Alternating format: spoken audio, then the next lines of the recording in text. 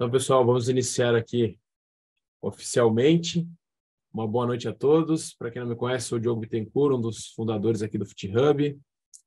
Queria agradecer a presença de todos nessa nossa segunda noite aqui do FootHub em Pauta, onde a gente vai trazer os aspectos jurídicos da lei da SAF. Está completando aí 2 anos, né, desde a sua assinatura.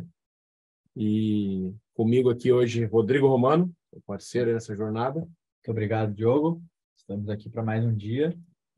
Já vou apresentar aqui os dois convidados. Então, hoje estamos recebendo a Maíra Roriz, advogada da SAF Botafogo, passagem também pelo Flamengo, como ela mencionou, participa da Comissão de Direito Esportivo da OAB do Rio de Janeiro, e também o Marcel Belfiore, advogado especialista em Direito Desportivo.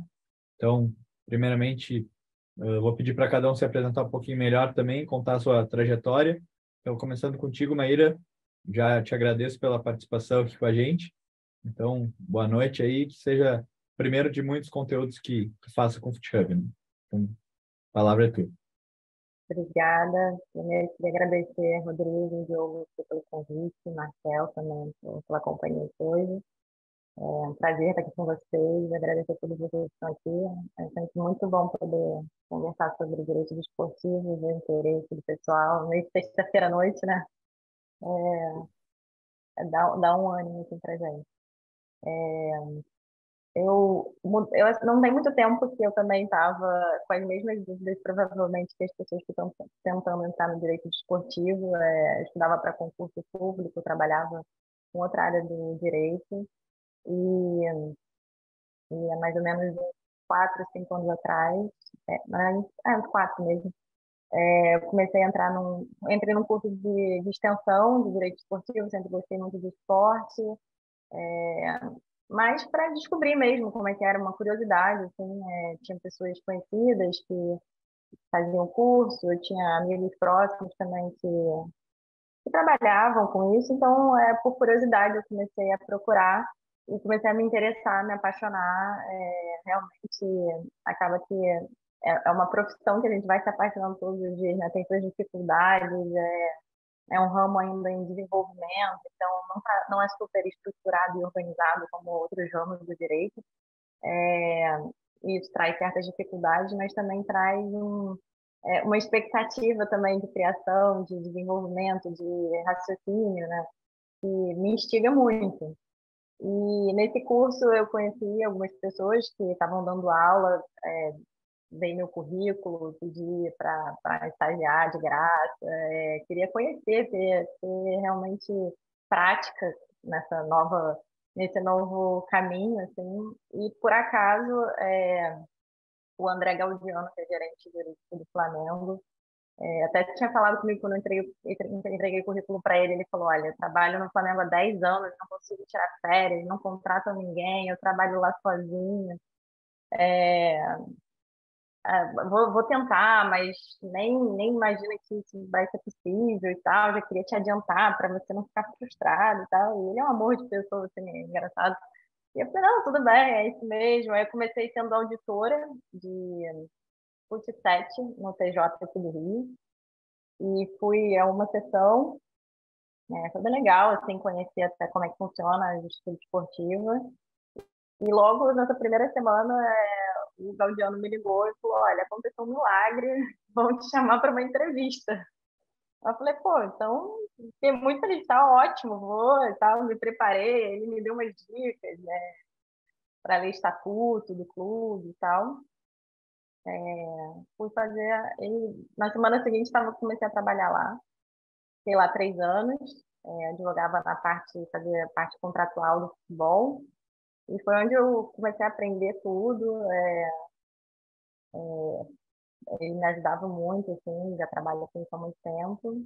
E há um ano atrás, umas pessoas conhecidas minhas que estavam já aqui na SAF Botafogo, fazendo essa transição, mudando essa gestão, me convidaram para vir para cá, e eu fiquei bem entusiasmada com o projeto. Como estava falando aqui no começo, com participar, né, internamente dessas mudanças, dessas alterações. foi algo que me motivou muito e tem um ano, agora essa semana faz um ano que eu tô aqui no Botafogo. Muito legal, Maíra. Seja bem-vinda aqui ao Hub. Agora passar a palavra para o Marcel também, falar um pouquinho da sua trajetória. O primeiro, também agradecer ao convite, Diogo, Rodrigo, e dizer que é um prazer também compartilhar esse espaço virtual com a Maíra, essa troca de experiências aqui, passar um pouco dessa nossa experiência sendo mais curta ou mais longa, eu acho que vai agregar bastante aqui para todo mundo que está assistindo.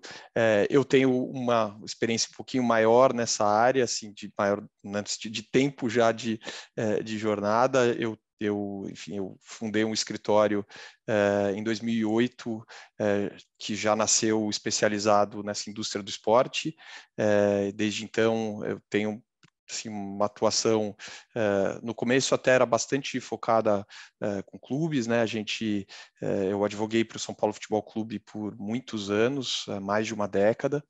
E ali tive todo tipo de experiência dentro do clube, embora não necessariamente dentro do clube, mas né, como um prestador de serviços que fazia todo o trabalho jurídico deles. De lá para cá, enfim, o escritório cresceu, eu brinco assim, a gente não é um escritório de direito desportivo, mas é um escritório de direito voltado à indústria do esporte. Então, é um escritório que hoje tem mais de 40 pessoas, praticamente todas as principais áreas do direito, mais voltadas bastante para esse mercado do esporte. Então, eu tenho aqui equipe de tributaristas, pessoal que faz contencioso trabalhista, contencioso civil, parte contratual, parte societária, especialmente agora sobre isso que a gente vai tratar aqui, né, com a SAF, muitos advogados mais especializados na área societária começaram também a trabalhar nesse mercado, né? Até próprio quando você pensa assim, né, M&A, né, o mercado de fusões e aquisições, também agora no futebol passou a ser bastante relevante. Então, enfim, tenho a minha experiência, ela é bastante eclética, mas dentro do esporte, né, a gente tem muita atuação em transferências de jogadores, né, contratos de trabalho, contratos de imagem de jogadores, litígio, arbitragem, né, nos órgãos de CBF, né, CNRD, nos órgãos de FIFA, CAS, enfim. Então, é uma atuação bastante ampla, mas dentro de um mercado que, como disse a Maíra, é um mercado apaixonante, né? Para quem gosta de esporte, poder trabalhar nessa área é muito gratificante. Então, eu digo que eu tenho a sorte, né, de trabalhar com aquilo que não é nem que eu gosto, né, que eu amo, que é o esporte e ainda mais o futebol, né, que acaba concentrando aí boa parte do nosso trabalho. Então, para mim vai ser bem legal compartilhar com vocês aqui um pouco dessa experiência, nesse momento, como disse a Maíra, né, de muita novidade legislativa, né, então, criação de SAF, né, são leis novas aparecendo aí todo ano, que possibilita que quem quer militar nessa área do direito tenha aí tenham oportunidades. Boa. Marcel, vou direcionar para ti a pergunta, mas deixa a Maíra também à vontade para complementar. Eu queria que tu falasse um pouquinho assim dessa novidade que foi a chegada da SAF e o que mudou nesse panorama assim da parte jurídica dentro dessa estrutura, né? Então, tu fala que tem uma experiência que vem vindo há bastante tempo com o clube, mas daqui a pouco tem uma regra nova, tem um jogo novo aí nesse mercado. Vamos lá, eu acho que é importante aqui a gente trazer primeiro, né, um pouco do contexto anterior. Ainda é um contexto atual, né, porque nós ainda estamos no momento de transição de clubes para a SAF, nós temos ainda poucos clubes, né, embora seja um número expressivo, mas poucos clubes dentro do universo de clubes que existem no Brasil que passaram por essa transformação. Então é importante a gente trazer um pouco esse contexto anterior, né? É um contexto que você tem clubes, a maioria esmagadora dos clubes, né, constituída como associações civis sem fins lucrativos, né? Os principais clubes hoje do Brasil são constituídos dessa forma. e eles são geridos num modelo que eu vou usar um termo, né, que é um modelo arcaico, né, um modelo que talvez seja um pouco incompatível até com o volume de dinheiro que esse mercado movimenta, que é esse modelo quase que político-partidário, vamos chamar assim, né, dentro dos clubes. Então, é um modelo em que os clubes nada mais são do que associações de pessoas que se reúnem com um objetivo comum, que pode ser ali a prática esportiva, ou social, cultural, e que ao longo dos anos foram desenvolvendo grandes times profissionais de futebol que disputam as principais competições no Brasil, mas ainda dentro de um modelo que é onde os diretores, né, os presidentes, são eleitos para mandatos curtos pelos seus associados, seja diretamente ou por um conselho deliberativo, né, e que acabam, aqui assim, obviamente não quero generalizar, mas nem sempre as pessoas que são eleitas são as pessoas que têm a maior capacidade técnica de gerir clubes que muitas vezes são gigantescos, né? E são eleitas por um mandato curto e que normalmente, por conta desse sistema, tem um objetivo que é imediatista, né? Conquistar títulos em competições durante aquele curto período de seu mandato.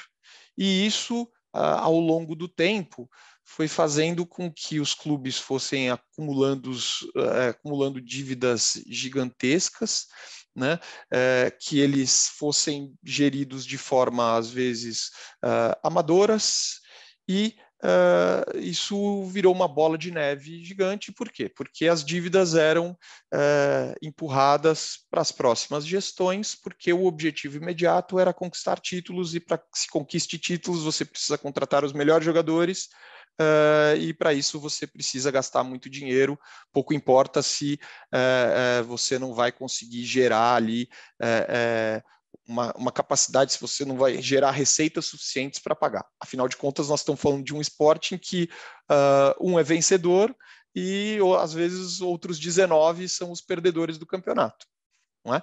Então, esse é um contexto em que o resultado dele foi assim, clubes com dívidas impagáveis, clubes que já não conseguiam mais cumprir nem os compromissos, aqueles mais imediatos, né? Não conseguiam montar elencos para jogar uma competição, porque tinham penhoras diárias.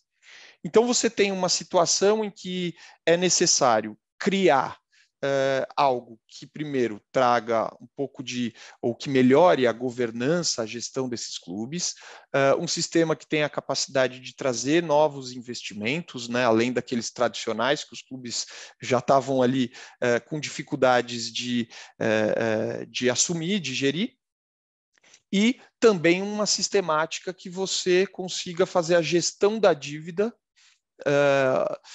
que não fosse de uma maneira absolutamente prejudicial ao credor, mas que também propiciasse ao clube que passasse por esse processo pagar essas dívidas sem ter penhoras em contas, né, sem que se inviabilizasse as suas operações do dia a dia.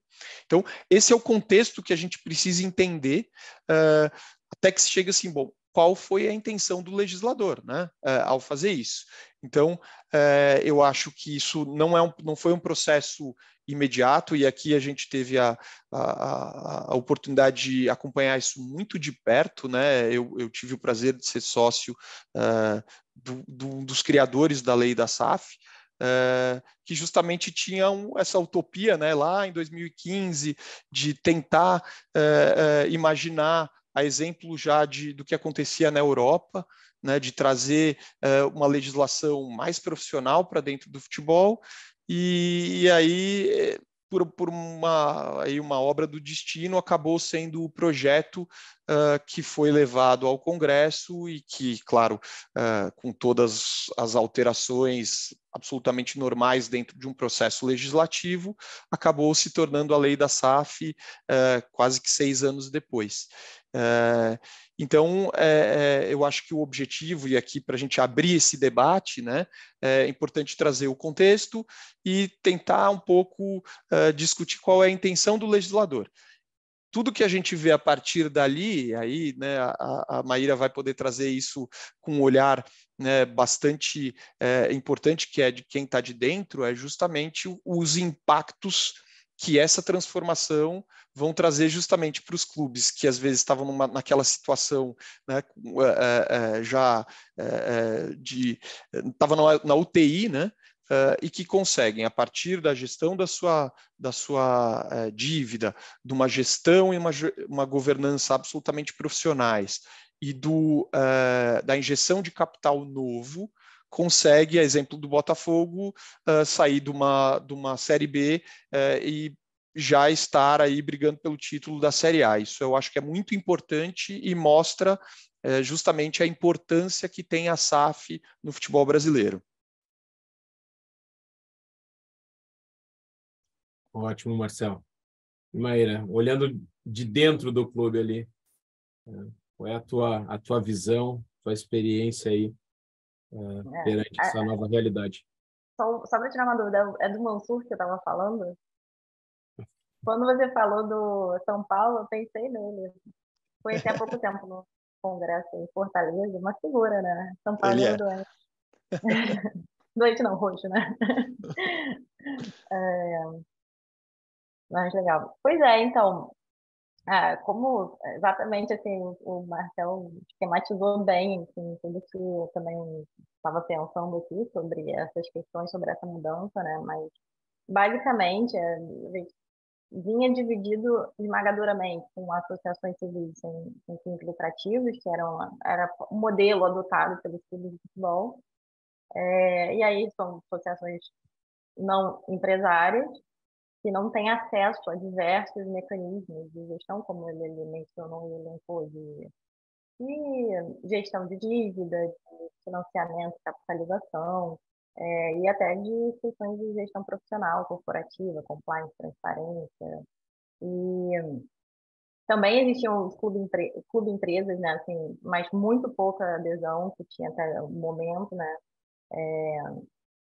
que basicamente veio previsto na Lei Zico, continua na Lei Pelé, tiveram algumas questões aí sobre ser obrigatório ou não, algumas vezes se tornou obrigatório, depois foi obrigatório, se tornou obrigatório, depois foi obrigatório.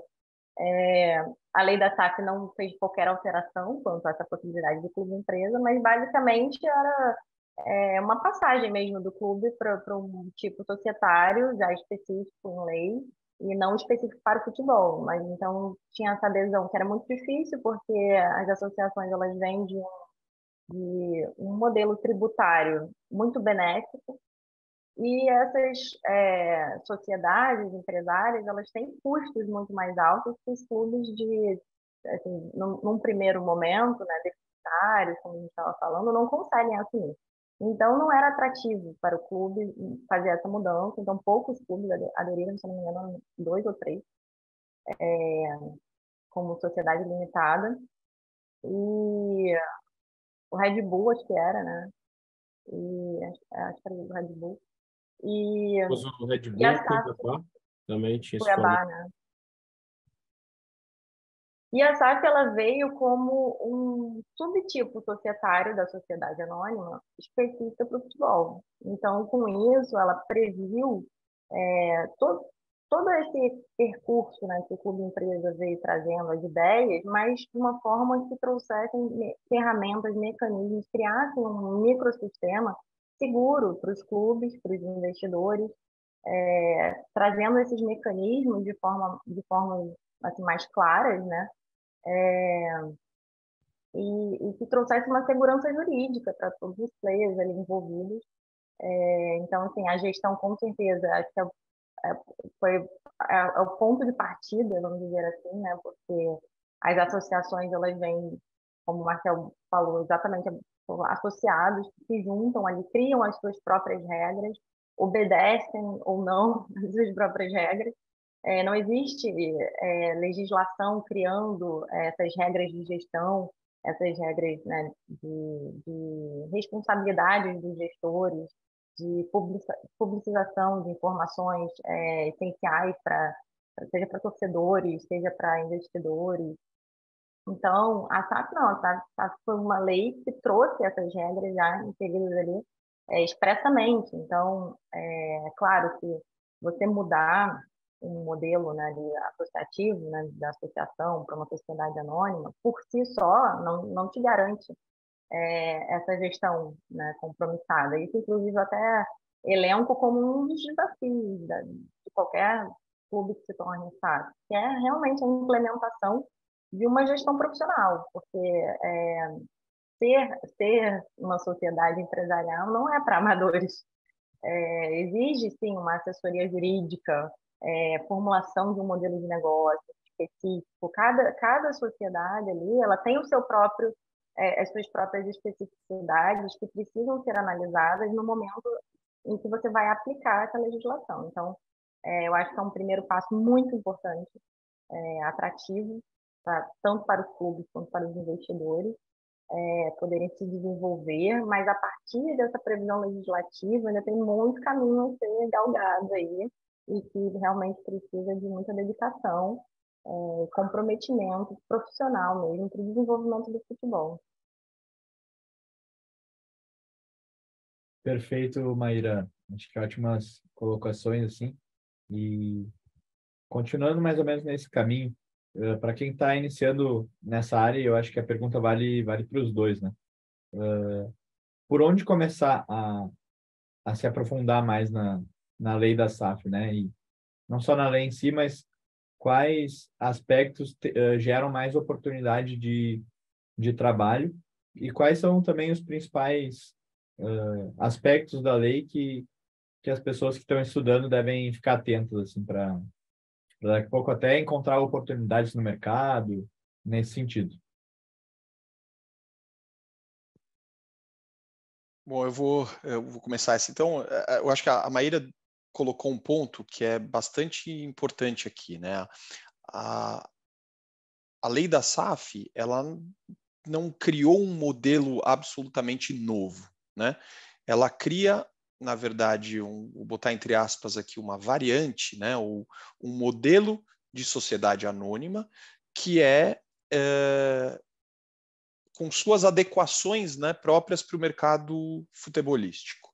Tá? Então, basta ver assim, hoje, né, se você lê a lei da SAF, não são tantos artigos assim que vão tratar sobre essas questões mais próprias da sociedade no quesito governança e gestão. Por quê? Porque nós já temos isso desde 76, né? A lei das sociedades anônimas, que tem quase 50 anos, ela já trata isso, ela já foi bastante experimentada aqui no Brasil, ela é bastante consolidada, né? Então, o que o legislador fez foi trazer adaptações dessa lei, e ele já diz claramente, né? Lá no primeiro artigo da lei da SAF, ele já diz que se aplica subsidiariamente a lei das SAs. Então, ele não está inovando, ele está trazendo um modelo que é uma adequação. Então, um dos pontos que às vezes o advogado, né, pode, ou quem estuda sobre o tema quer começar a entender, bom, eu acho que assim, noções básicas sobre a lei das sociedades anônimas são relevantes, não é? Porque, afinal de contas, ele vai aplicar boa parte dos artigos que estão lá, e são mais de 300, para essa sociedade anônima, quando se fala em gestão, quando se fala em questões de responsabilidade, governança e tudo mais. Agora, não há dúvida que gerou, né, a lei da SAF gerou trabalho para todo tipo de profissional do direito, né? Você tem discussão, né? A Maíra também mencionou a questão fiscal, né? Primeiro, né? A lei da SAF ela trouxe um novo regime fiscal que tinha o objetivo de atrair, né, os clubes. Então, você tem, embora o modelo associativo ele já era bastante certa forma, atraente, porque existia uma série de isenções. Então, você simplesmente, como aconteceu no passado, e a Maíra mencionou, né, obriga-se, desobriga-se, né, as leis ao longo do tempo foram trazendo modelos de sociedade empresária ou clube-empresa para o ordenamento jurídico, mas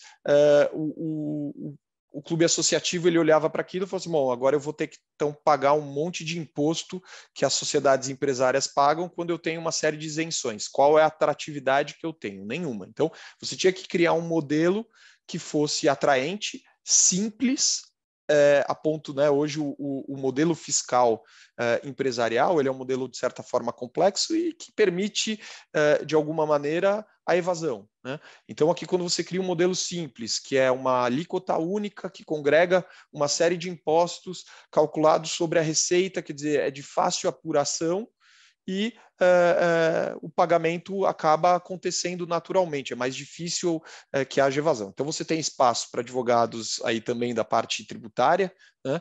Você tem espaço para aquele que gosta do litígio, né? Da parte de contencioso, que são, e aqui a gente talvez vai falar um pouquinho também hoje, que é a questão dos mecanismos de pagamento da dívida, né? Então, seja a RJ ou RCE, né? Que é o regime de concentração de execuções. Então, você traz um mecanismo completamente novo para dentro do ordenamento, que vai ser muito testado pelo judiciário, né? A gente já tem decisões do judiciário que às vezes são contrárias à própria lei, na questão de responsabilização das dívidas. Então, isso também é um trabalho para quem gosta da parte aí de contencioso, tem a parte do societário mesmo, né, a parte de M&A, então você vai ter investidores estrangeiros entrando no negócio, então vai ter compra de ações, venda de ações, aí você tem emissão de debêntures, que é outro, né, algo que também está previsto na lei da SAF. Enfim, criou-se um espaço enorme para advogados de diversas áreas, e isso o mercado já mostrou, né? Às vezes você tinha esses escritórios mais tradicionais de direito desportivo, atuando um pouco com os clubes. Hoje você tem já também grandes escritórios que não estavam muito acostumados com o futebol, mas atuando nessas operações de M&A, nessas operações de constituição de SAF. Além do mais, você também abre espaço, justamente por se trazer um modelo que do ponto de vista de gestão e de né, completamente diferenciado para pessoas que queiram participar da gestão do clube, para pessoas que estudaram, se prepararam, já que agora ele não precisa mais talvez participar de um pleito eleitoral para se tornar um dirigente de clube. Agora o modelo é outro. Os dirigentes, né, os acionistas dos clubes vão querer pessoas cada vez mais capacitadas para estarem nas áreas do clube. Então, eu acho que aqui nós temos uma infinidade aqui de espaços para todo mundo.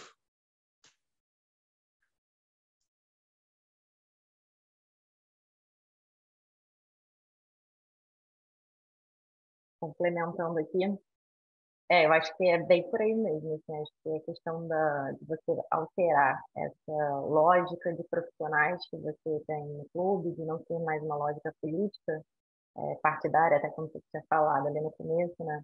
Mas de ser profissional, de buscar capacitação, de buscar os melhores para determinadas áreas que te deem segurança, né, no negócio, abre muito espaço no mercado de trabalho, né? Porque primeiro a gente tem o M&A, essa parte societária, realmente de fusões, de aquisições, então grandes escritórios de advocacia são os mais procurados, obviamente, que já tem esse know-how, né? Essa experiência societária também. Toda a parte de diligence, você vê qual é o risco, mensurar ali qual é mesmo o débito, né? Qual a possibilidade de receita. Então, tem toda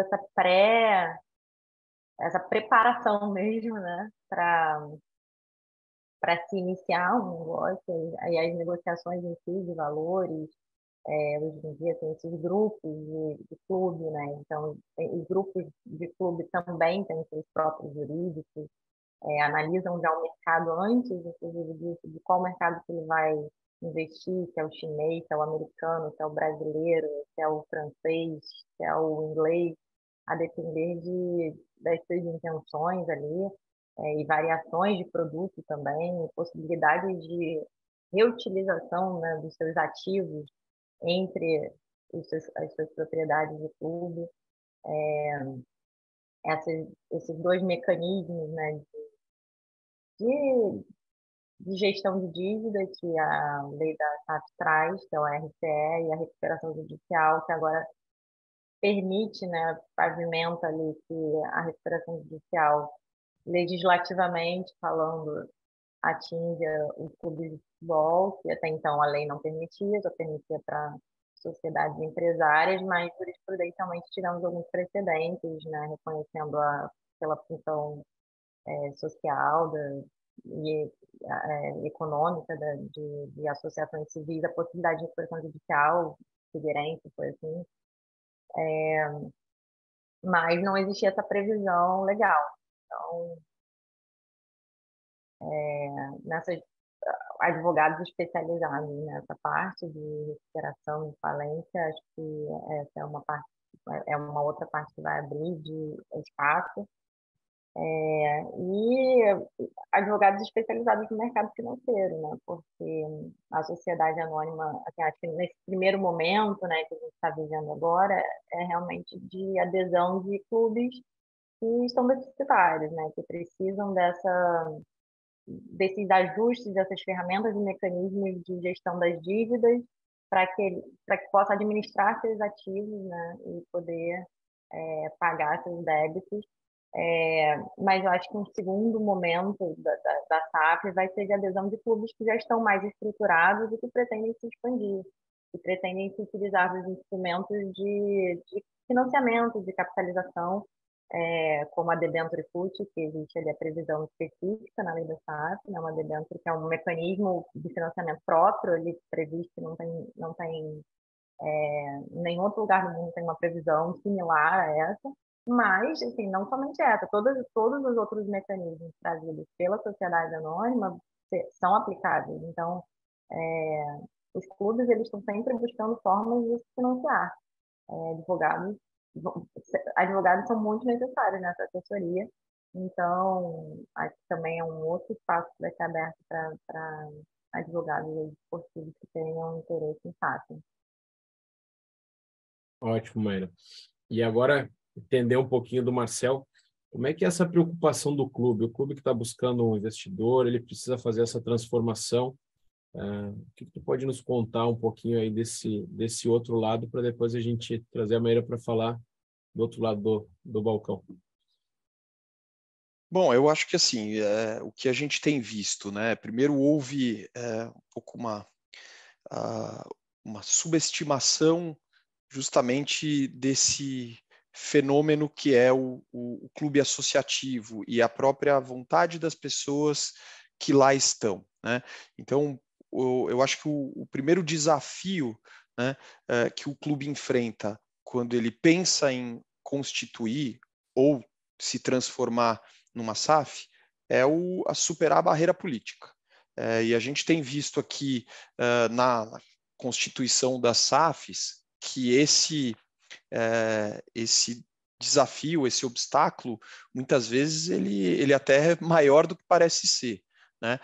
Você tem que imaginar assim, né, do mesmo jeito que o clube ele é gerido, né, por seus associados, que por sua vez eles elegem conselheiros e diretores e tudo mais. É natural que haja uma dificuldade de você alterar esse status quo. Então, né, quando a Maíra fala assim, o primeiro movimento de clubes a se transformarem em SAF são aqueles que estavam, assim, a SAF era a única alternativa de sobrevivência em razão do tamanho da dívida, né? O segundo passo são clubes cuja dívida não é tão grande, mas que estão olhando para o lado e falam assim, bom, eu também posso ser aqui alvo de investimentos e eu estou vendo clubes que já passaram por esse processo tendo um sucesso dentro do campo.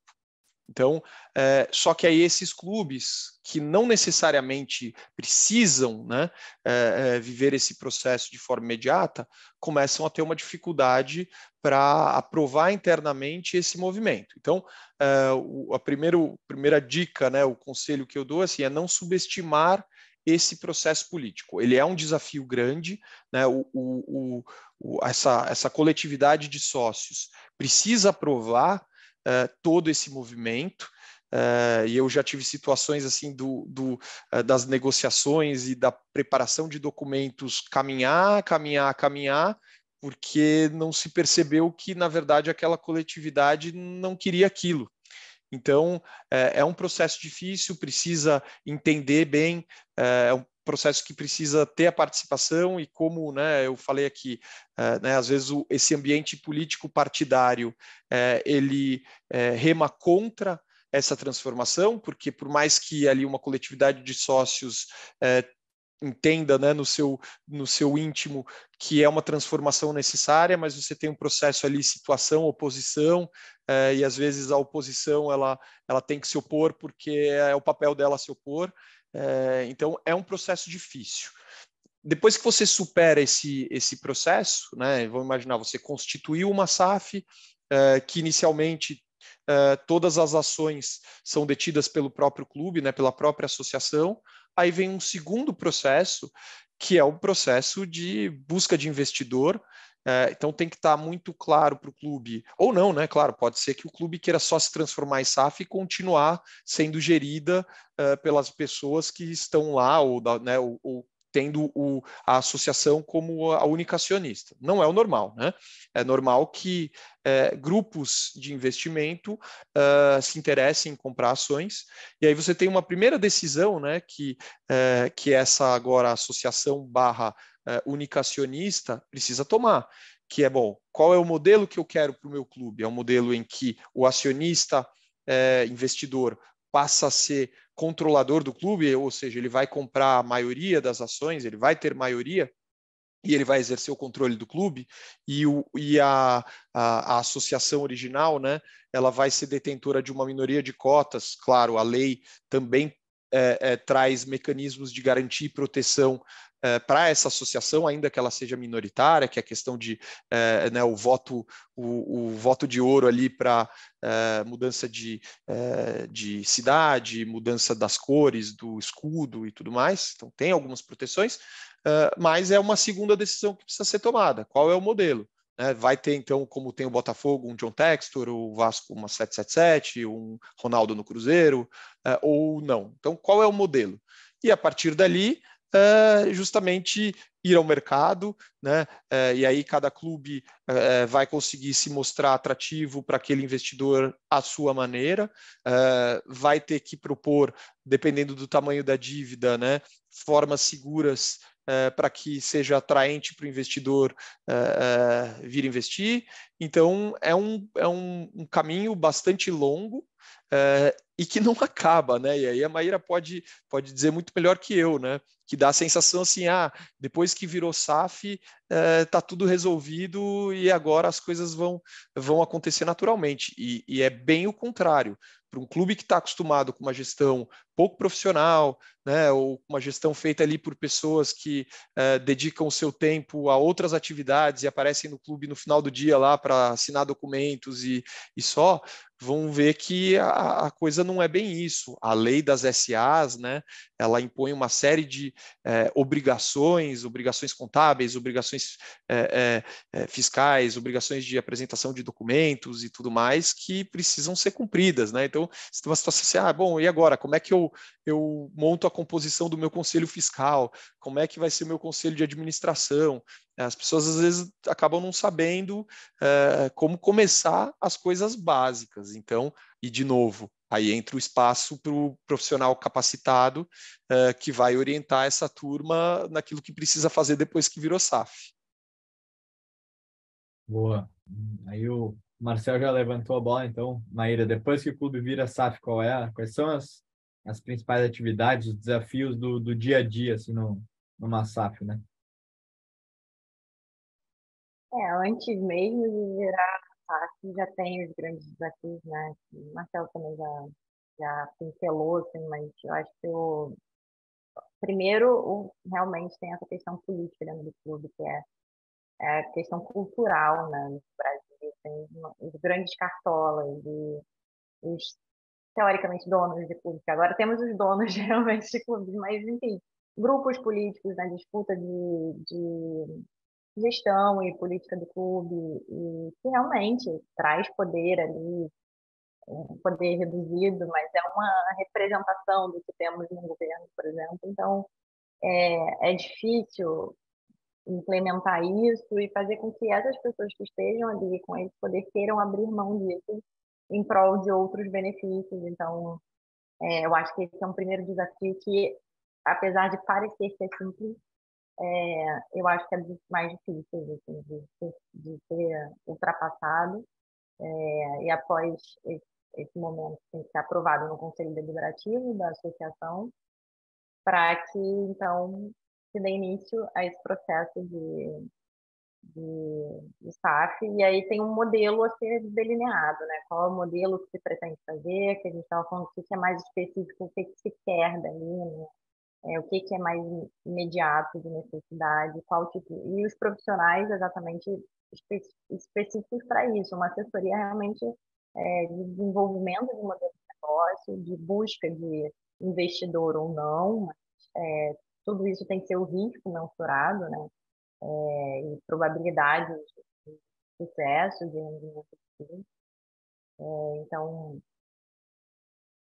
depois dessa parte, acho que tem a questão da implementação mesmo da gestão, que eu acho que também é uma outra questão que parece automática, e eu acho que é um ponto bem difícil, complexo de ser implementado, com mecanismos novos, de muitas coisas na tentativa e erro, e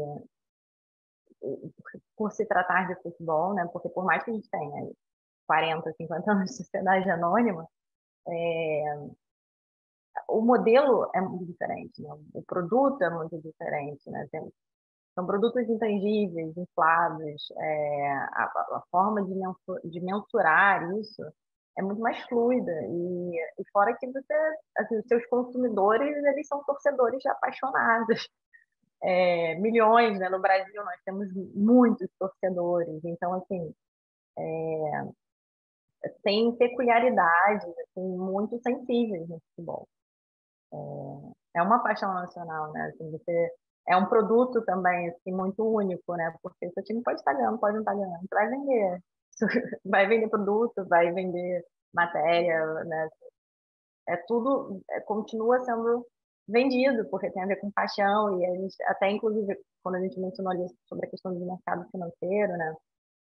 Sobre esses instrumentos que são trazidos do mercado financeiro para a SAF, a gente não sabe como vai ser o mercado aqui. Por enquanto, nunca deu certo, assim, né? Na Itália, isso foi implementado, foi um fracasso, mas o mercado brasileiro tem alguns pontos que podem ter sucesso aqui, né? E uma das coisas que é volátil é a questão da paixão, quanto que um torcedor não vai querer participar como associado, como sócio desse clube, como acionista desse clube, enfim, das diversas formas que ele poderia contribuir ali para uma questão de paixão mesmo. Então, é um capital, por exemplo, é um recurso que pode ser muito mais barato do que atualmente se tem, né, de financiamento, etc. Do jeito que financiamento bancário, né, ou até pelo governo, Refis, Profut,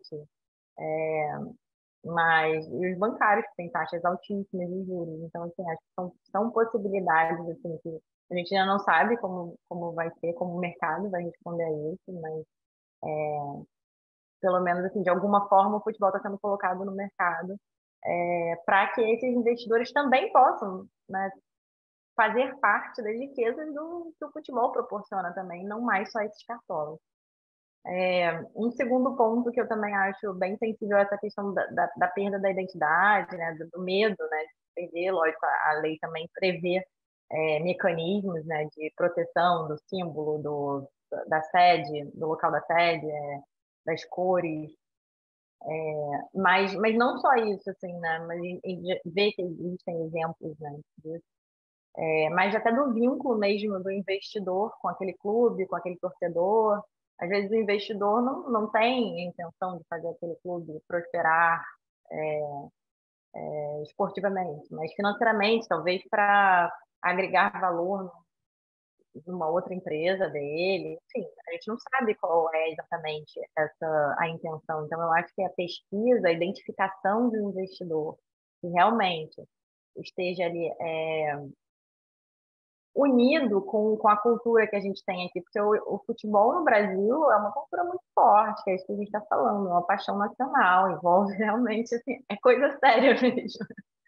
E então eu acho que a identificação desse investidor, qual o objetivo dele, o que é que ele pretende, e as intenções com essa manutenção da cultura do clube, né, do histórico do clube, porque a SAF ela chega e ela herda a sala de troféu, né? Então, eu acho que isso é muito importante, essa memória, né? E o outro ponto que seria exatamente decorrente dessas exigências e obrigações bem mais rígidas da lei da SAF, que pode ocasionar falência. Então, assim, como que os clubes vão lidar com... Agora já tem alguns clubes, né, com recuperação judicial, mas no começo ainda foi bem mal digerido, assim, pelos torcedores, né, estamos em recuperação judicial, mas enfim, acho que conforme também as coisas vão acontecendo, vai se tornando, vai se naturalizando, né? A questão é essa, a gente via os clubes como uma entidade. Hoje em dia eles vão passar a ser uma sociedade. Então, assim, é normal que existam processos, né, de recuperação judicial, de falência, mas eu acho que essas regras mais rígidas para num ambiente tão novo pode criar situações de falência que não estão sendo consideradas. E hoje, Maria, como é que é a estrutura jurídica dentro da SAF Botafogo? Como é que é a tua rotina hoje perante essa Você atividade? diz o que hierarquicamente falando? Como é que é a montagem dessa equipe? Então, como eu estava falando, eu faço parte do jurídico do futebol. Aqui no Botafogo, a gente tem uma hierarquia que decorre o John Textor é o proprietário, é o dono do clube, né? E abaixo dele tem um diretor executivo e um diretor de futebol. O diretor executivo é o Tairo e o diretor de futebol é o Mazuco. E as direções elas vão abaixo ou da parte administrativa ou da parte do futebol. Dentro da administrativa existe um setor jurídico geral e abaixo e dentro da hierarquia do futebol tem um setor jurídico do futebol. Então a parte do jurídico geral tem um gerente que é quem comanda, né? Esse setor jurídico, e ali dentro ele faz as partes cíveis, trabalhistas, contencioso, é, faz contrato de patrocínio, de licenciamento, ações contra o clube, cuida do RCE, das execuções, das dívidas, de tudo, se cai um azulejo, enfim, de todas as partes mesmo. E a parte do futebol trata mais da parte de tribunais esportivos, né? Que são quando os atletas, sei lá, são penalizados, tem multas aplicadas, sanções do CBJD, e aí tem sustentação, tem infecção, como uma justiça esportiva. É o PJD ou o STJD, em grau de recurso.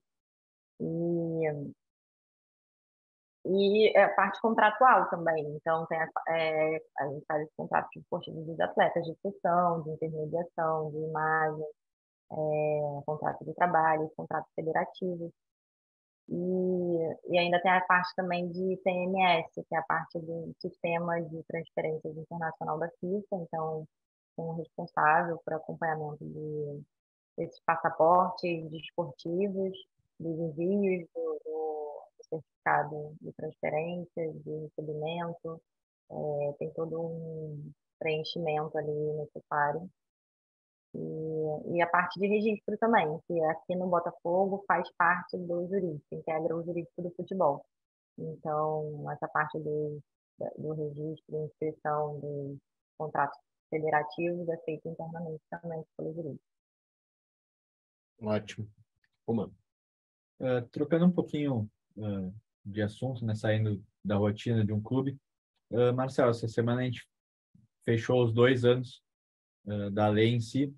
Tu acha que já deu tempo da gente entender o que a lei precisaria de aprimoramentos, ou ainda precisa realmente que ela seja mais posta em prática, assim, que a gente tenha mais exemplos para aí sim entender o que pode ser melhorado, o que já está funcionando? Bom, sem dúvida, né? 2 anos é um tempo razoável para você entender aspectos da lei que precisam ser melhorados, que talvez tenham causado ou um desdobramento que não era bem aquele que o legislador esperava, ou que, por conta de né, interpretações da lei, podem ter gerado no judiciário situações que também não eram aquelas esperadas pelo legislador. Isso tanto está acontecendo que há já em tramitação no Congresso Nacional um projeto de lei que pretende trazer alterações à lei.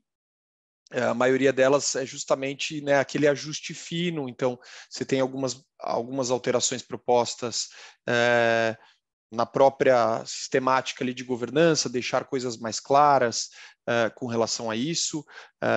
Alguns aspectos que é justamente para evitar que decisões judiciais acabem desvirtuando um pouco o propósito da lei. Então, um exemplo que eu dou é assim, no começo, por conta aí de uma, não vou dizer uma falha na redação, mas uma possibilidade de interpretação equivocada da lei, acabou levando alguns clubes que não estavam em processo de transformação em SAF a buscar instaurar o procedimento de RCE, né, que é o regime concentrado de execuções, quando, na verdade, justamente por ser um regime que está previsto na lei da SAF, a intenção sempre foi que os clubes que poderiam se beneficiar desses sistemas são aqueles que que se transformassem em SAF. Então, esse é um exemplo que a lei que esse projeto de lei busca deixar claro. Né, os clubes que podem se sujeitar à RCS são aqueles que se transformaram em SAF. Então, outros aspectos, por exemplo, que eu acho que foram talvez os mais sensíveis, né?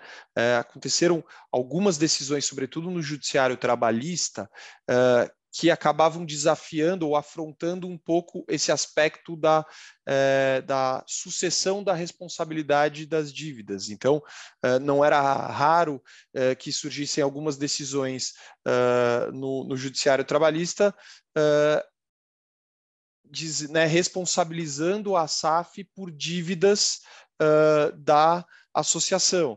Então, você tinha, acho que um caso emblemático, foi o caso do goleiro Fábio no Cruzeiro, né, que teve uma decisão trabalhista logo de cara que já admitia a responsabilidade da SAF com relação àquela dívida, quando, de novo, não era a intenção do legislador. O legislador tinha a intenção, claro, não é simplesmente dizer que agora ninguém mais tem responsabilidade sobre as dívidas, né? Mas era fazer uma transferência, uma sucessão dos ativos, mantendo os passivos na associação, mas, claro, com limitações, com condições, né? Então, a responsabilidade da SAF sobre aquelas dívidas, ela é uma responsabilidade condicionada.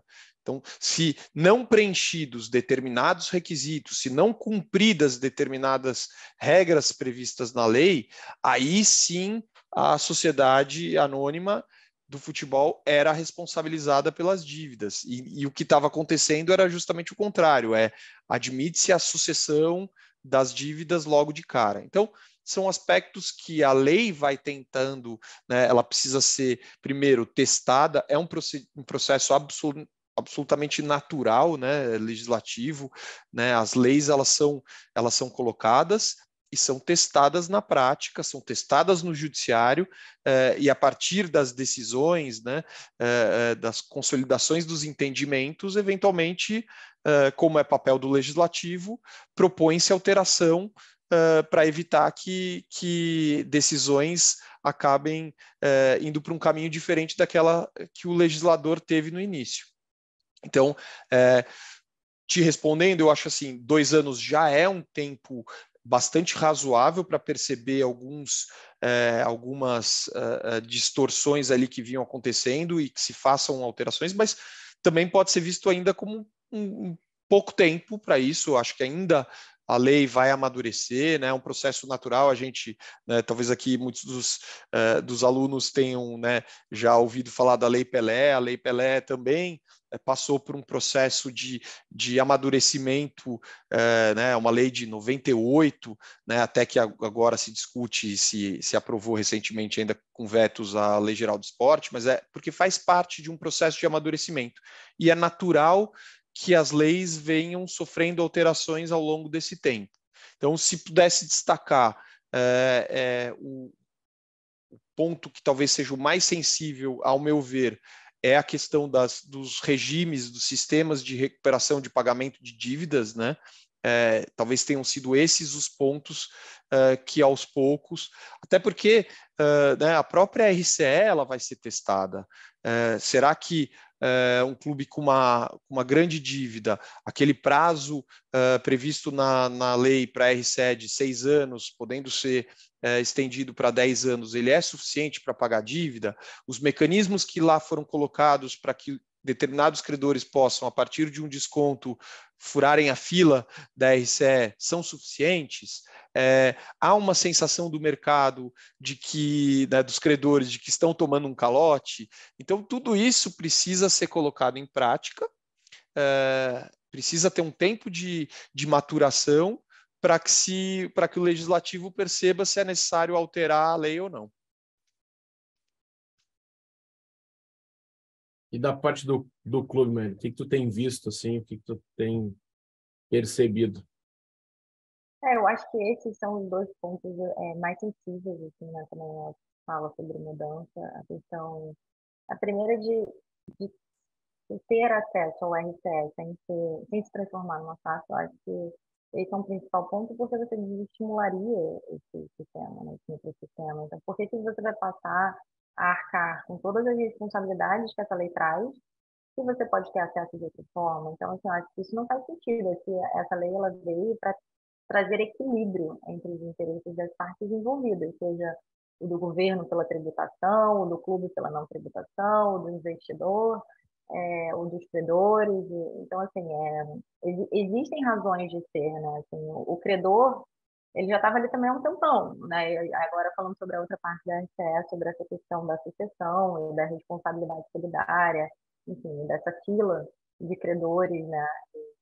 E a não obediência da fila, porque isso também desestimula quem aceitou essa fila, né? E a questão é que a legislação ela veio para trazer segurança jurídica. Se você faz todo um investimento, se você faz todo um estudo daqueles riscos, do que é possível pagar, como é possível pagar, contrata as assessorias que a gente falou, faz um modelo específico para as suas necessidades, e no meio do caminho, as regras do jogo mudam, como você pode ter qualquer razoabilidade de previsão, né? Então, assim, para investir naquilo, os investidores, eles vão onde tem mais segurança de investimento, né? Então, vão ter outros mercados que serão bem mais atrativos do que o brasileiro. Então, acho que isso são pontos muito importantes de serem debatidos, sim. Eu acho que 2 anos já dá para sentir, mas eu acho muito recente para alterações legislativas, assim, né? A gente estava aqui falando agora o Marcelo estava falando da Lei Pelé, da nova Lei Geral do Esporte. Eu acompanhei bastante essa tramitação legislativa, né, da nova Lei Geral do Esporte, que, enfim, teve diversas alterações, né? Há 7 anos que ela estava sendo feita e na Câmara e no Senado, enfim, mudou diversas vezes, tiveram vários substitutivos, mudava de número, era bem confuso, inclusive, de acompanhar, e por diversas vezes entrava às vezes, assim, artigo que dizia uma coisa, quando ia para o Senado, entrava artigo dizendo exatamente o oposto.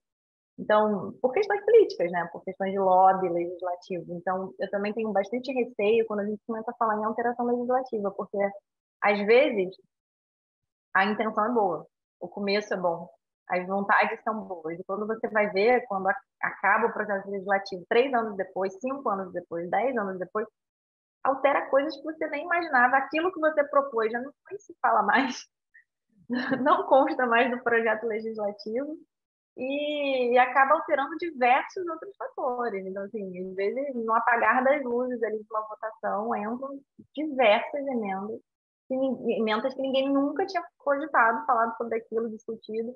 Né? Tipo, foram diversas reuniões, sessões, audiências públicas na Câmara. E, assim, vários players consultados, técnicos mesmo consultados, tanto na SAF, o projeto da lei da SAF também recebeu inúmeras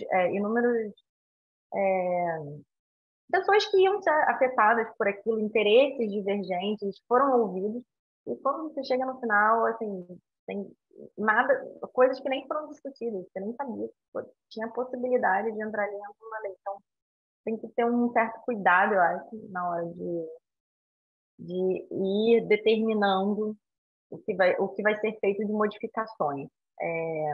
Mas, realmente, acho que também exige uma certa sensibilidade do jurisdicionado, em aceitar aquilo ali, em acreditar, e não estar se sentindo passado para trás ou está tomando calote.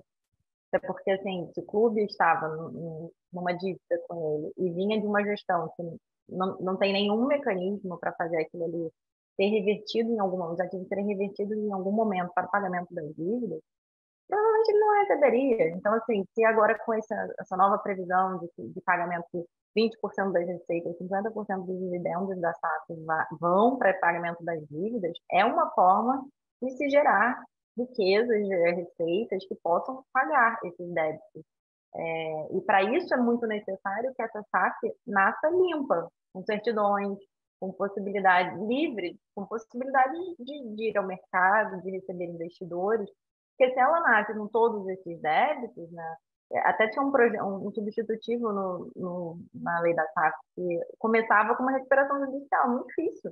Como é que você vai ter investidores querendo comprar uma empresa que já está em recuperação judicial? Então, assim, eu acho que essa sacada de deixar a recuperação judicial na associação e você manter a criação da SAF como uma sociedade nova, limpa, sem esses débitos, para poder girar, e aí sim, com as receitas, uma parte das receitas serem destinadas ao pagamento das dívidas, é a possibilidade que os credores têm de receber. Agora vamos ver se esse tempo previsto é realmente possível. Eu não sei, tem clubes com dívidas de 1 bilhão, por volta disso, para serem pagos em 6 anos, que aí, enfim, pagar 60%, aí abre mais 4 anos, dando um total de 10 anos para pagamento da dívida. Não sei se seria possível, a gente vai descobrir agora. E a gente precisa que o que foi previsto esteja sendo aplicado, porque se as regras estiverem mudando o tempo inteiro, a gente nunca vai saber aonde que estava o problema. Nunca vai. Agora a gente está tendo a primeira oportunidade de ter uma legislação nova com previsões coerentes, razoáveis, e podem dar certo, podem não dar certo, podem não dar certo. Vai ter que ter alteração, vai ter que ter alteração. Tem que ter a sensibilidade também dos nossos judiciários também, porque senão do que adianta a gente fazer legislações. E são ponderações importantes, mas são macro, né? Assim, é de um mercado inteiro, né, de futebol. Não é só sobre a dívida trabalhista, não é só sobre a dívida civil, tem questões sociais, tributárias, enfim. É um mercado inteiro, né? Então, eu acho que precisa ter todas essas sensibilidades, nuances e noções dos riscos, né, que podem vir. Ótimo, Maíra. E tem mais um agente aí nesse meio que a gente tocou no assunto, que é o investidor. E eu queria entender um pouquinho, Marcelo, como é que está sendo essa visão do investidor quando chega no clube, as análises que ele vem fazendo, quando ele procura, né, o advogado, o departamento jurídico para para buscar essa análise, o que ele está enxergando? Bom, eu acho que justamente porque a lei, primeiro, ela possibilita né, esses mecanismos de pagamento de dívida, né, e também essa questão de não se contaminar a SAF por conta das dívidas da associação, acabam dando um pouco a possibilidade do investidor tomar suas decisões não com base no montante da dívida do clube, não com base nos riscos financeiros que ele representa, mas sim olhar para cada clube de acordo com o seu potencial esportivo, né? Então, a análise do investidor, naturalmente, acaba sendo, claro, nesse âmbito, né, de SAF, acaba sendo, bom, quais são os clubes né, qual é a significância da torcida do clube, né, o tamanho, qual é a sua massa de torcedores, de consumidores, porque isso gera também diferenças nas receitas em vários níveis, né, seja em bilheteria, seja em televisionamento, né. Claro, os clubes que têm maiores torcidas são aqueles que ganham uma cota maior de televisionamento. Então, quais são as suas possibilidades esportivas momentâneas e quais aquelas que aí já com o auxílio do investidor que eles almejam conquistar. Qual é a sua localização geográfica, né? Quais são as competições regionais que ele disputa. Então, você tem, e o legal do mercado brasileiro, né? Nós temos hoje mais de 800 clubes registrados nas suas respectivas federações estaduais. Nós temos todo tipo de prateleira, né? Então você tem desde os investidores que olham para clubes pequenos, mas localizados nos grandes centros, ou o investidor vai olhar qual é a estrutura física que esse clube dispõe. Então, ele já tem um centro de treinamento importante, ele tem um estádio, ainda que não seja dele, mas ele joga num estádio relevante. Então, às vezes, cada investidor acaba olhando isso né, com um olhar diferente. Então, tem justamente os investidores que querem, estão interessados em estrutura física, porque eles vão colocar nessa estrutura toda a sua capacidade técnica ali, a sua visão do futebol, né, os profissionais que ele entende adequado, mas ele precisa de uma boa estrutura física. Tem aquele que não se importa com isso, mas ele quer estar num grande centro. Tem aquele investidor que tudo bem, ele pode estar numa região mais distante, porque o que ele quer, na verdade, é formar jogadores e não jogar grandes competições. Então, tem todo tipo de investidor e, para nossa sorte, tem todo tipo de clube. Nós temos desde os grandes, muito grandes, passando por esse processo, a exemplo do Botafogo. Você tem clubes médios, mas que têm capacidade de, se não estiverem já na Série A, de ascenderem para a Série A muito rapidamente. Então, eu acho que, né, tem investidores aí que estão olhando para clubes de Série B e falam, bom, eu tenho pretensões de colocar esse clube na Série A, então, com o investimento certo, com o trabalho certo. Aí tem clube que tem investidor que está mais interessado nos clubes pequenos de Série D, eles querem só fazer negócios, né, formar jogadores, vender jogadores para fora, e tem clube para todo tipo de bolso, né, de investidor. Então, eu acho que isso é o legal do mercado brasileiro. Ótimo que a lei traga justamente esses mecanismos para que a dívida dos clubes não seja o fator preponderante na tomada dessa decisão, que seja, né, fatores esportivos os preponderantes. Então, mas esse eu acho que é a grande graça do futebol brasileiro, e não à toa nós estamos atraindo investidores do mundo inteiro. Exemplo de John Textor, de Grupo 777, de Citigroup, né, agora com o Bahia, outros tantos, né, você tem family offices americanos de olho nos clubes brasileiros. A gente acaba olhando só, né, é natural, os que saem na mídia são o que está acontecendo nos grandes clubes, mas você tem investidores de todos os tipos olhando para todos os tamanhos de clube. Ótimo. Agora a gente queria abrir para o público aí fazer alguma pergunta, vamos ver se alguém tem tem interesse em perguntar. A gente está dando uma brecha aí, pode abrir o microfone. Se for alguém que está com a câmera fechada, a gente pede para abrir a câmera e fica uma interação mais legal. O Gerson se candidatou. Se apresente aí, Gerson. Boa noite, obrigado, Gabriel. Meu nome é Gerson Winkler, eu sou de profissão contador e tributarista e, na atualidade, sou presidente do Esporte Clube Cruzeiro, na cidade de Cachoeirinha, no estado do Rio Grande do Sul. Nesse momento, nós estamos participando da Série B do Campeonato Gaúcho. Eu tinha uma pergunta para a Maíra que me deixou intrigado com a formação da estrutura do Botafogo, da SAF. Você falou que o John Textor era o presidente e abaixo dele estava um diretor administrativo e um diretor de futebol. Né? Se eu não estou enganado, e provavelmente eu esteja, né, porque não é minha função, a lei da SAF, ela exige uma governança bastante extensa e nem todas as leis, nem todas as sociedades anônimas são obrigadas a ter. Né? Mas no caso da SAF, usa a obrigatoriedade de todas as regras da sociedade anônima de capital aberto. Então, por exemplo, a obrigatoriedade de se ter um conselho de administração, a obrigatoriedade de se ter um conselho fiscal, a auditoria externa, se não me falha a memória, a obrigatoriedade também, e aí sim uma diretoria executiva. Tá? Então, como é que essa estrutura que você falou, dentro desse quadro de governança obrigatória das leis da anônima, que a gente aqui, e depois falar com o Marcelo e com a Maíra também, se houver a oportunidade, qual a melhor forma? Primeiro, construir a SAF e buscar investidor, achar investidor e construir essa SAF dentro de um plano de ação entre o clube e investidor.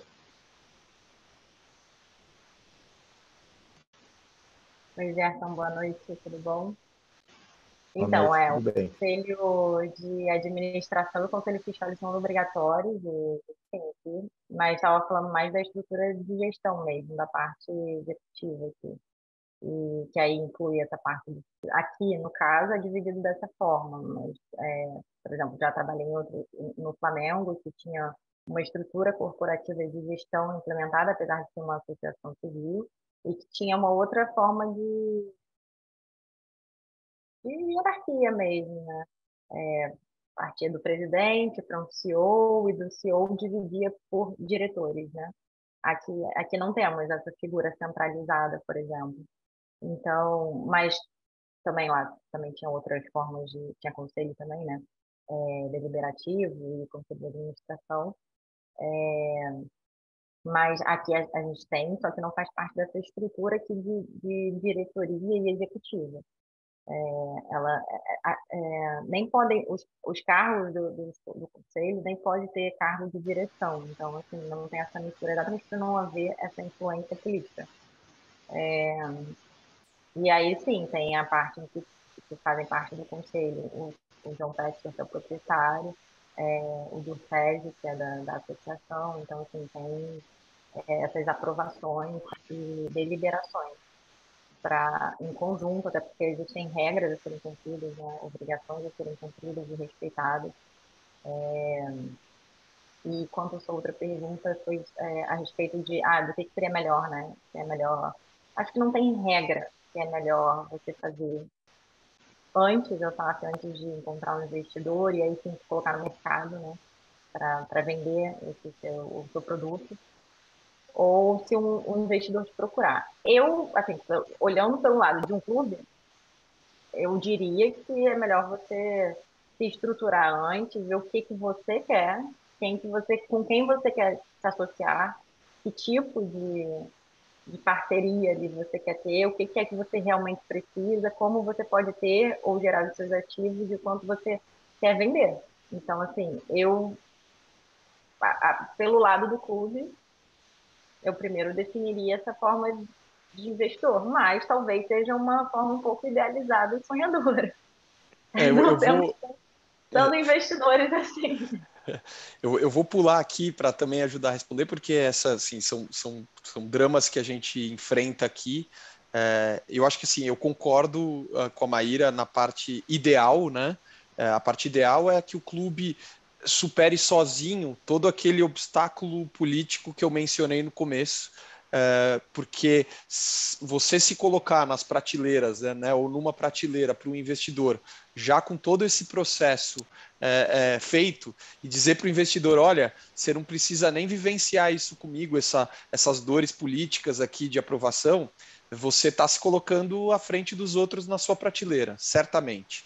Mas, por outro lado, né, vendo como o processo político de transformação, é muito difícil, justamente porque você tem, imagina o seguinte, a transformação do clube, associação, ou a constituição de uma SAF pela associação, ela implica justamente, Gerson, naquilo que você colocou. Você precisa determinar quem será o conselho de administração, quem será o conselho fiscal, quem serão os diretores.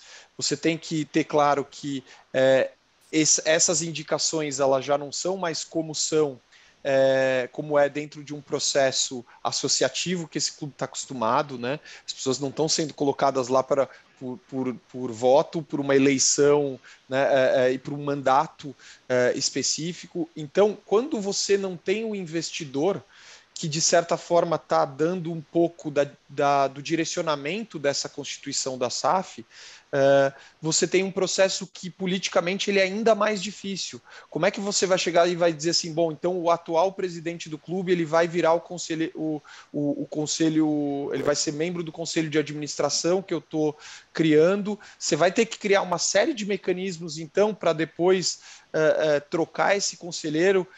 Então, quando você tem o investidor participando desse processo, ele meio que já dá a direção, ele vai dizer, não, como eu estou investindo isso, eu estou comprando, eu vou ter X ações, eu tenho 2 membros do conselho de administração. Então, quando não existe essa figura, é mais difícil a transformação. Mas, se for possível fazer, você entrega para o investidor o produto pronto. E aí, Marcel, aí tem um tempero no futebol que é o resultado de campo, né? E aí, se as coisas não começam a não acontecer conforme planejado, vira toda a carga para o lado da Exatamente, aí do já vão investidor. atribuir a transformação, o resultado, enfim, aí vão tentar desfazer aquilo que foi feito porque não deu certo. E no futebol ainda não é nem só o resultado, é o resultado imediato, né? Não se espera para que se tenha um resultado lá na frente, o torcedor quer o resultado logo, né?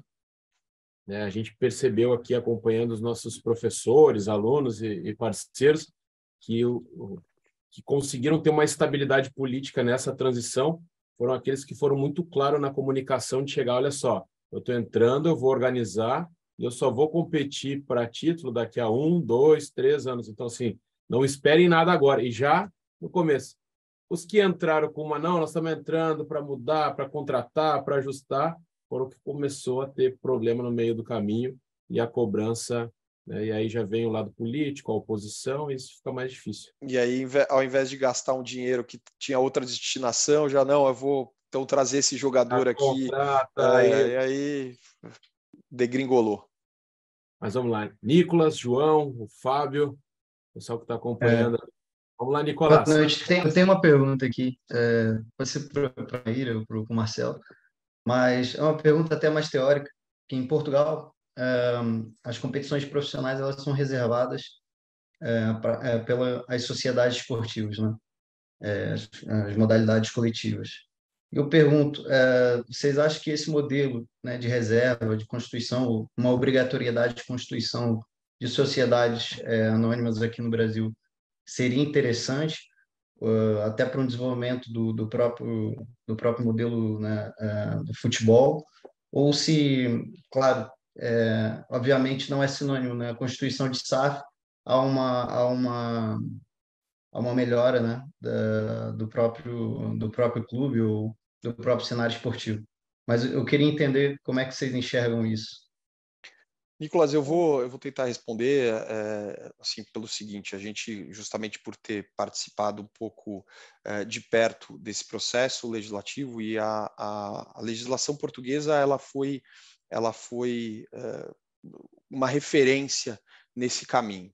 Só que, óbvio, quando você tem, e o bom, tem um lado bom de você passar por um processo legislativo de forma atrasada, né, com relação às principais. Você consegue pegar aquilo que é pior e melhor de cada uma, né? Então rechaçar aquilo que é pior e aproveitar aquilo que é melhor. E um dos pontos que foi muito levado em consideração, talvez até como um ponto de partida da criação dessa lei, foi justamente algo que se viu lá em Portugal, que era um modelo em que se obrigavam os clubes a constituir a SAD, né? Lá é a Sociedade Anônima Desportiva, e quais foram os efeitos negativos dessa obrigatoriedade lá. Então, o que se buscou aqui no Brasil foi criar um modelo atraente para a transformação, mas não obrigatório, porque cada clube é um clube, né? Sobretudo no Brasil, como eu falei, né, nós temos mais de 800 clubes no Brasil, você tem todo tipo de clube, então você dizer que o Flamengo precisa virar uma SAF imediatamente, o Corinthians e o clube como o glorioso Cruzeiro lá do Rio Grande do Sul, do Gerson, precisam passar por um mesmo momento, ainda que haja uma transição, e se transformar em SAF. Quer dizer, às vezes o clube, né, lá do Gerson, não tem o interesse e a capacidade de se transformar ou de adotar esse modelo corporativo na mesma velocidade. Isso tem um custo, né? Às vezes são clubes que não têm nem o acesso ao jurídico especializado que vai auxiliar nesse processo. Então, você obrigar os clubes a fazerem isso, ele pode gerar um efeito totalmente contrário ao que se busca. Então, eu acho que esse é um aspecto que foi positivo na nossa lei, muito positivo na nossa lei, que eu atraio, mas não obrigo.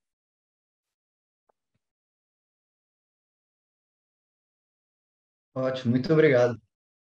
Só complementando, assim, eu penso exatamente assim, porque a gente já passou, né, por esses processos legislativos. Eu acho que tendo a sociedade como um corpo vivo, você impor aquilo ali, cada uma tem sua peculiaridade, sua necessidade, seu momento, e tem que ter a liberdade de se associar da forma que bem entender e gerir da forma que pretender. A lei não se colocar como a solução de tudo e que aquilo ali é que vai resolver já é um passo gigantesco para a credibilidade. Então, assim, adere quem quer, se responsabiliza também pelo, pela forma que vai aderir. Acho que a lei ela tem, é até lacunosa propositalmente, né? Assim, em alguns pontos, para que seja desenvolvido da forma que o mercado achar devido, né? E conseguir se desenvolver. E fora as previsões constitucionais, né, de autonomia das entidades esportivas do artigo 17, liberdade de associação, artigo 5º. Então, assim, já tivemos essas declarações de inconstitucionalidade. Acho que voltar essa discussão é um passo atrás. A gente precisa agora ver coisas muito mais contemporâneas, mais importantes e urgentes, eu acho, assim, de mercado, sabe? Então, voltar a essa discussão, eu acho que seria um atraso, porque as pessoas certamente iriam se apegar a isso, e que já temos precedentes, já temos mudanças significativas legislativas, como a gente não vê várias vezes em outros ramos do direito, e o direito desportivo precisa se desenvolver. Acho que são passos importantes de profissionalização do esporte, do futebol, e a gente precisa focar no que é importante mesmo. Ótimo, obrigado, hein? Vamos lá. João, faça a sua pergunta. Boa noite. São tantas perguntas, mas eu tenho dúvidas mais nas questões de transferências dos jogadores, principalmente da base. Quando os jogadores da base eles fazem parte da SAF, quando o clube se transforma em SAF, ou eles ainda tipo que continuam no clube associação? Se é que eu fui claro na minha pergunta. Então, existe uma associação esportiva, inclusive a FIFA já trata desses regulamentos, e tudo que tem relação com o futebol, há uma associação para SAF, seja o futebol feminino, o futebol masculino e as categorias de base. Então, os registros, inclusive, há uma associação na própria federação para que os jogadores estejam regular pela sociedade anônima, mas pela associação que sai desse sistema associativo, né? CBF, Comembol. É isso, só para complementar, assim, o mote de fato da SAF é a transferência do ativo esportivo de uma para outra. Então é como se a SAF, né, é um novo CNPJ, mas ele assume o registro do clube anterior na federação. E com isso há uma migração de todos os contratos, desde os contratos da base aos contratos do principal, para essa nova associação, que é justamente quem assume o registro na federação. Então a FIFA, a CBF, passa a reconhecer como o Botafogo SAF, como aquele legítimo clube que tem a capacidade de disputar as competições em todas as categorias e, consequentemente, os contratos dos jogadores, que são os jogadores federados, né, ou registrados na federação, eles passam a ser registrados pela SAF. Entendi. Muito obrigado. Fábio. Estão me ouvindo bem aí? Sim. Na minha opinião, eu só gostaria de fazer um comentário, que eu acho que é uma situação que é importante. Para mim, cada vez que a gente estuda um pouco mais sobre SAF, fica mais claro. A questão em si não é se é SAF, se é SA ou se é associação. Eu vejo que o clube, eu acho que teve um dos colegas que fez um comentário, acho até que foi o Marcel. São mais de 800 registros de clubes no país, certo? Só registrados nas federações e na CBF. O que está faltando muitas vezes é um planejamento claro de onde o clube está inserido e como ele pode aproveitar a lei que mais lhe favorece e gerar riqueza, receita para o clube e para as empresas no seu entorno. E é isso que vai sustentar o futebol. E aí sim, à medida que o futebol dessa entidade for crescendo, ele vai evoluindo para um modelo que ele julgar mais benéfico, digamos assim, né? O que eu vejo é que muitas vezes a gente sofre do efeito manada, né? Não, agora tudo tem que virar SAF. E aí muitas vezes você pega um clube pequeno aí que não tem divisão, transforma em SAF e aí na verdade o que você atrai na verdade é custo, é inchar a parte administrativa e muitas vezes é o que você menos precisa, né? Então acho que antes de tudo fazer um planejamento do que o clube pretende, como ele pretende fazer isso e como ele pode aproveitar das leis e das legislações, né? Eu vejo desse sentido, eu sei que o foco é mais jurídico, mas eu acho que isso é uma coisa que, para quem trabalha com o futebol, tem que estar claro. O que sustenta o futebol é o planejamento a longo prazo, é as entradas de receita, e aí em cima disso, sim, fazer um planejamento e ver como você pode aproveitar a lei nesse sentido, entendeu? Daí porque, Fábio, a obrigatoriedade ela é perigosa, né? Então, é justamente respeitando a natureza de cada clube, a sua, né, o seu contexto, é que o clube vai decidir se esse é o melhor modelo, né? Porque podem decidir que o melhor modelo é a sociedade limitada e tá tudo certo, né? Podem decidir que o modelo associativo é o melhor modelo e segue o jogo. A gente tem exemplos no mundo inteiro de sucesso e de decepções com todos os modelos, né? Seja associativo, seja limitado, seja com abertura para capital público, privado, enfim. A gente tem diversos modelos e eu acho que esse é o grande ponto, assim, eu acho que o ponto de mudança importante a profissionalização da gestão. É você ter uma forma de lidar com os passivos, gerar ativos e conseguir se realimentar, se autossustentar. Então, assim, é a responsabilidade com a gestão do clube, que pode ser de qualquer maneira, de qualquer forma. O ponto que eu acho essencial, assim, agora só até para finalizar aqui com a questão do que a gente está falando de SAF, é que eu acho que a SAF ela foi um modelo pensado, idealizado, debatido, concluído ali, até, acho que até de uma forma singela, mas eu acho bem equilibrado, que estimula, né? Porque ele tem ali ferramentas para você tratar suas dívidas, ferramentas para você buscar capitalização mais barata, enfim, um sistema tributário híbrido, que não é nem lá nem cá.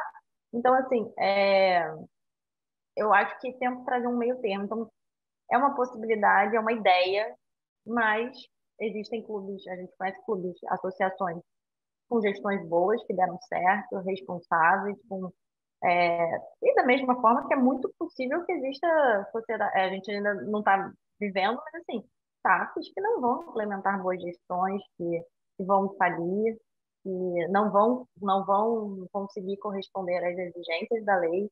Então, assim, o que é importante é ter uma boa gestão. Como vai se chegar a isso? O clube tem que resolver qual é a forma que ele considera mais fácil de cumprir. É isso. Perfeito, perfeito.